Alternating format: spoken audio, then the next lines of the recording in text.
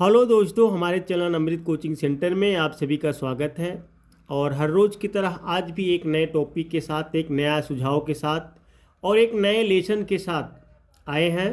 आज हम लोग सीखेंगे celebrating independence day class 6 English lesson 6 का क्वेश्चन और आंसर के बारे में जानकारी प्राप्त करेंगे सरल हिंदी अनुवाद के साथ। यदि आप लोगों ने इस लेसन को अभी तक नहीं पढ़े हैं तो हमारे चैनल पेज पर जाइए। इस प्रकार से सरल हिंदी अनुवाद के साथ वह आपको मिल जाएगा।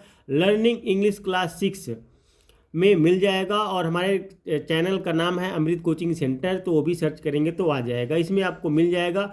इस लेसन में जो भी घटना घटित हुई है उसका प्रश्न और उत्तर के बारे में हम लोग जानकारी प्राप्त करेंगे बहुत ही आसान तरीके से, जिसमें आपको समझने में और क्वेश्चन का हल करने में कोई असुविधा नहीं होगी, कोई दिक्कत नहीं होगी, आप आसानी से कर सकते हैं।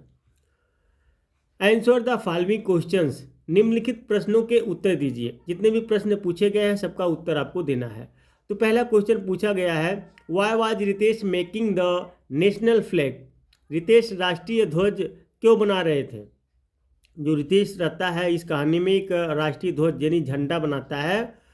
तो आंसर है Ritesh was making his own national flag to carry it in the parade of the Independence Day. Ritesh स्वतंत्रता दिवस की परेड में ले जाने के लिए रितेश अपना राष्ट्रीय ध्वज बना रहे थे। तो रितेश जो है अपना राष्ट्रीय ध्वज इसलिए बना रहा था कि जब वहाँ पे परेड होता है 26 जनवरी या 15 अगस्त को, आप लोग देखते हैं बहुत सी जगह परेड निकलता है, आपको इंडिया गेट में देखने को मिल जाएगा। तो वह परेड में झंडा दिखाने के लिए बना रहा था। दूसरा क्वेश्चन है B, what do the three colours in the flag stands for. झंडे में 3 रंग क्या दर्शाते हैं। जो झंडे में 3 रंग होते हैं ना, वह क्या बताते हैं, वह क्या चीज़ का प्रतीक है। तो आंसर है saffron stands for sacrifice, white for peace and green for prosperity.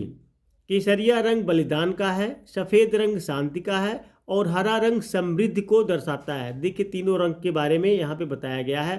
केसरिया रंग बलिदान का प्रतीक है, सफ़ेद रंग शांति का प्रतीक है और हरा रंग समृद्धि को दर्शाता है, यानी वह हमें याद दिलाता है। तो ये सब जानकारी आप लोग को देखिए कितने आसान तरीके से प्राप्त हो रही है। तो वीडियो को अंत तक जरूर देखिएगा और पसंद आए तो लाइक कीजिएगा। कमेंट बॉक्स में जरूर लिख कर भेजिएगा कि यह वीडियो आपको कैसी लगी। क्वेश्चन नंबर सी है, what is the signification of the Ashoka चक्र इन आवर नेशनल फ्लैग। जो नेशनल फ्लैग में अशोका चक्र है उसके बारे में पूछा गया। हमारे राष्ट्रीय ध्वज में अशोक चक्र का क्या महत्व है। तो आंसर है the 14 spokes of the Ashoka chakra represent the precious 14 hours of the day.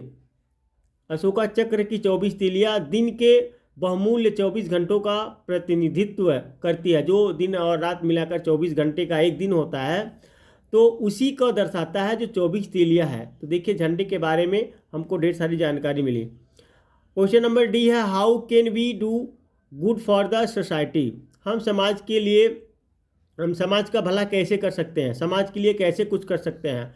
तो आंसर है we can do good for the society. हम समाज का भला कर सकते हैं बाय हेल्पिंग अदर्स, दूसरों की मदद करके, मेंटेनिंग क्लीननेस, स्वच्छता बनाए रखकर, प्लांटिंग ट्रीज, पेड़ पौधे लगाकर, एंड रिस्पेक्टिंग एल्डर्स, और बड़ों का सम्मान करके। यानी सीधी सी बात है, हम लोग कर सकते हैं दूसरों की मदद करके, स्वच्छता बनाए रखकर, पेड़ पौधे लगाकर और बड़ों का सम्मान करके हम लोग क्या कर सकते हैं, समाज का एक भला कर सकते हैं, समाज के लिए कुछ कर सकते हैं। क्वेश्चन नंबर ई पूछा गया है, whom did Subhi want to give her old toys and clothes to and why। सुभी अपने पुराने खिलौने और कपड़े किसे देना चाहती थी और क्यों। आंसर है सुभी wants to give her old toys and clothes to the poor children। सुभी अपने पुराने खिलौने और कपड़े गरीबों बच्चों को देना चाहती है, because it is one of the ways to serve our country, क्योंकि यह हमारे देश की सेवा करने का एक तरीका है। तो आपके साथ भी ऐसा कुछ होता है तो आप भी किसी की मदद करने के लिए कुछ मदद कर सकते हैं। अब आ गया वर्ड पावर, शब्द शक्ति। Fill in the blanks from the words given in the box. Box में दिए गए शब्दों में से रिक्त स्थान भरे। तो आप लोग को यहाँ पे कुछ शब्द मिलेंगे। यहाँ पे शब्द दिए गए हैं सेक्रीफाइस, सोसाइटी, फ्रीडम, कंट्री। तो यहाँ पे आप लोग के बुक में मिल जाएगा। इसको यहाँ पे खाली जगह जो है सही तरीके से भरना है। Each member of the society should work for the prosperity of the country. समाज के प्रत्येक सदस्य को देश की समृद्धि के लिए कार्य करना चाहिए। हम सभी को मिलजुल कर अपने देश को आगे बढ़ाने के लिए कार्य करना चाहिए। आई लव माई कंट्री, मैं अपने देश से प्यार करता हूँ या मुझे अपने देश से प्यार है। तो यहाँ पे कंट्री भराया है, यहाँ पे सोसाइटी भराया है। We got freedom from the British rule on 15 अगस्त 1947। 15 अगस्त 1947 को हमें ब्रिटिश शासन से आज़ादी मिली है। यहाँ पे फ्रीडम है। We should be ready to sacrifice our live for our country.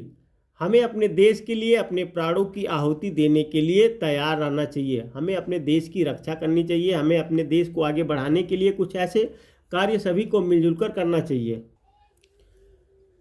आगे लैंग्वेज प्रैक्टिस, भाषा अभ्यास है। को यहाँ पे है change the words given in the broadcast into the plural and fill in the blanks. कोष्टक में दिए गए शब्दों को बहुवचन में बदले और रिक्त स्थान भरे। देखिए आपको बुक में भी पीछे मिल जाएगा, बहुत से ऐसे वर्ड हैं जिनका बहुवचन बनाया गया है। तो यहाँ पे है बॉइल्ड पोटोज, यहाँ पे देखिए पोटैटो सिंगल है तो ये बहुवचन हो गया। मैंगोज, यहाँ पे देखिए लीफ है तो लीफ जो हो गया। और यहाँ पे वॉच है तो यहाँ पे वॉचेज हो गया। यहाँ पे फुट है तो यहाँ पे फीट हो गया। फुट मतलब होता है फुट, जिसको हम लोग बोलते हैं। तो बॉयल द पोटैटोज, यहाँ पे है पोटोज, आलू उबाल दे। मैंगो लीव्स आर ग्रीन, आम के पत्ते हरे होते हैं। My mother is found of watches, मेरी माँ को घड़ियों का शौक़ है या घड़ियों को पहनने की शौकीन है। The table is 4 feet long, मेज 4 फुट लंबी है। तो यहाँ पे फुट की जगह बहुवचन, फुट 1 फुट होता है, अगर कहेंगे ज़्यादा तो फीट हो जाता है। तो इस तरीके से उम्मीद करते हैं यह लेसन का प्रश्न और उत्तर आप लोग को आसान से समझ में आया होगा। तो इस तरह की ढेर सारी वीडियो देखने के लिए हमारे चैनल पर बने रहिए। और आपको किसी लेसन का इस प्रकार से सरल हिंदी अनुवाद चाहिए तो आप कमेंट बॉक्स में लेसन का नाम, क्लास का नाम लिखकर भेज सकते हैं। और अपने दोस्तों को शेयर ज़रूर कीजिएगा, क्योंकि जिन्हें पढ़ना नहीं आता होगा वो भी आसानी से पढ़ सके और आपकी तरह बन सके।